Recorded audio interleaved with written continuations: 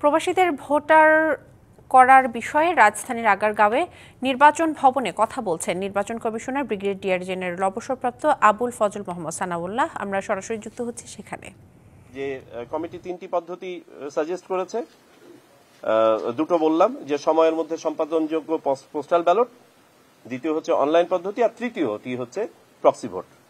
Proxy vote অর্থাৎ একজন প্রবাসী বাংলাদেশির পক্ষে বাংলাদেশে অবস্থানরত একজন ভোটার তার ভোটার এলাকার তার হয়ে ভোটটা দিয়ে দেওয়া। আমাদের কমিটির কাছে বিবেচ্য বিষয়াদি ছিল ভোটারের পরিচয় নিশ্চিত হওয়া, ভোটের গোপনীয়তা এবং নিরাপত্তা। আমাদের যে সিস্টেমই অ্যাডপ্ট করি না কেন এটা হতে হবে নিরাপদ এবং নির্ভরযোগ্য। একটা সাক্ষ্য থাকার ব্যবস্থা থাকতে হবে যাতে করে আইনি বিষয়গুলো ফেস করা যায়, অর্থাৎ আমরা পেপার ট্রেইলের কথা বলেছি।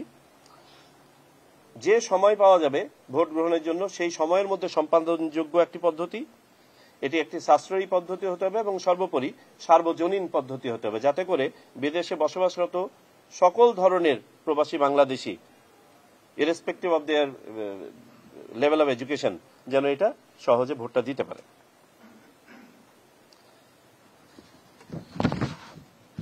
আমরা কমিটি যেটা সাজেস্ট করেছে যে এই তিনটি পদ্ধতির মধ্যে প্রথম দুটি পদ্ধতি অর্থাৎ সময়ের মধ্যে সম্পাদনযোগ্য পোস্টাল ব্যালট পদ্ধতি এবং অনলাইন পদ্ধতিটি তারা ট্রায়ালের জন্য সাজেস্ট করেছে এবং এটাকে ডেভেলপ করে যাতে করে টেস্ট করে দেখা যায় যে কোনটি বেশি গ্রহণযোগ্য এবং কিভাবে এটা বাস্তবায়ন করা যায়। পাশাপাশি তারা যেটা সাজেস্ট করেছে যে আগামী নির্বাচনের জন্য যদি সত্যিকার অর্থে আমাদের প্রত্যাশা পূরণ করতে হয় এবং মাননীয় প্রধান উপদেষ্টাও যেটা বলেছেন সেইভাবে যদি আমরা প্রবাসীদের প্রত্যাশাটাও যদি আমরা পূরণ করতে চাই তাহলে আমাদেরকে প্রক্সি ভোটিং এ যেতে হবে।